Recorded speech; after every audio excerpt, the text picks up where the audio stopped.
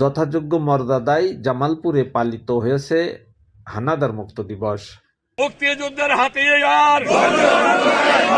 জামালপুর থেকে লিটন বাবুর তথ্যচিত্রে দেখুন বিস্তারিত। যথাযোগ্য মর্যাদায় জামালপুর হানাদার মুক্ত দিবস পালিত হয়েছে।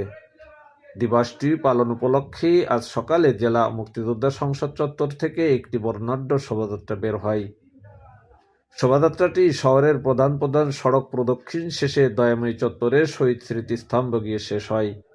পরে এক সংক্ষিপ্ত সমাবেশে বক্তব্য রাখেন জেলা প্রশাসক হাসিনা বেগম, অতিরিক্ত জেলা প্রশাসক ইফতেখার ইউনুস ও জেলা মুক্তিযোদ্ধা সংসদের সাবেক কমান্ডার, সাবেক স্বাস্থ্য উপমন্ত্রী সিরাজুল হক।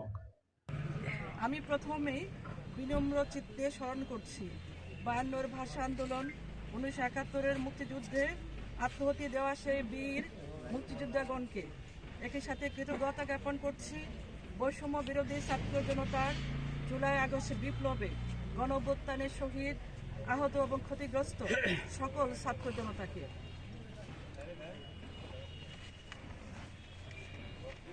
ছাত্র জনতার আন্দোলনের চেতনাকে ধারণ করে 12/9/2024 খ্রিস্টাব্দ তারিখে জামালপুর জেলার জেলা প্রশাসক ও জেলা ম্যাজিস্ট্রেট হিসাবে যোগদানের পর হতেই জেলা প্রশাসনের কর্মকর্তা কর্মচারীগণ সহ বিভিন্ন স্তরের মানুষের সাথে ক্রমাগত মত বিনিময় পূর্বক আইন শৃঙ্খলা পরিস্থিতির উন্নয়ন এবং সরকারের উন্নয়ন কার্যক্রম বাস্তবায়নে জেলা প্রশাসনের পক্ষ থেকে ক্রমাগত বিভিন্ন দিক নির্দেশনা প্রদান এবং প্রয়োজনীয় কার্যক্রম গ্রহণ করা হচ্ছে। জামাল শেরপুর 9 তারিখে স্বাধীন হয়েছে, আমরা 10 তারিখে এখানে উঠেছি। যারা মুক্তিযোদ্ধারা পিছনে এলিট ফোর্স পরে এসেছেন, হয়তো 11 তারিখে এসেছেন। 11 তারিখে আপনার আসার অর্থই এই না যে 11 তারিখে জামালপুর স্বাধীন হয়েছে। স্বাধীন হয়েছে 10 তারিখে। আমাদের খুররাম মুতাসিমুল্লাহ খুররাম আমাদের সঙ্গে যুদ্ধ করেছে কারমাইকেলের ইংরেজি অনার্স কোর্স।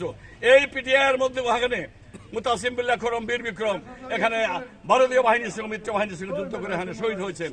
ভারতের 4-5 জন অফিসার শহীদ হয়েছে। কাজে আজকে এই দিনকে নিয়ে বিতর্ক করতে চাই না।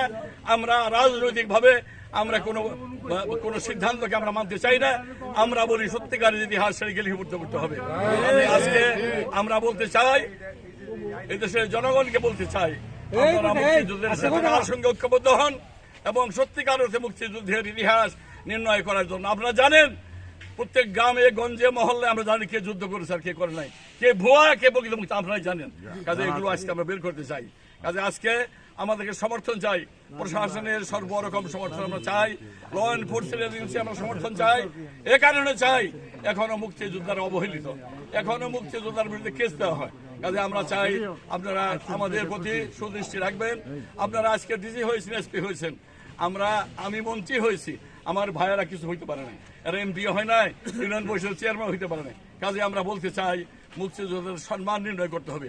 তাদেরকে দেখলে, তাদেরকে আপনাদের কাছে গেলে ভালোবাসবেন, আদর করে বুকে টেনে নেবেন, যাদের সমস্যা আছে শুনবেন। এরা এই জাতির শ্রেষ্ঠ সন্তান, এই কথা স্বীকার করতে হবে, মন মুখে না অন্তরে স্বীকার করতে হবে। শোভাযাত্রায় জেলা ও উপজেলা থেকে বীর মুক্তিযোদ্ধারা অংশ নেন। এছাড়াও দিবসটি পালন উপলক্ষে বিভিন্ন সামাজিক, সাংস্কৃতিক ও রাজনৈতিক সংগঠন নানা কর্মসূচি গ্রহণ করেছে।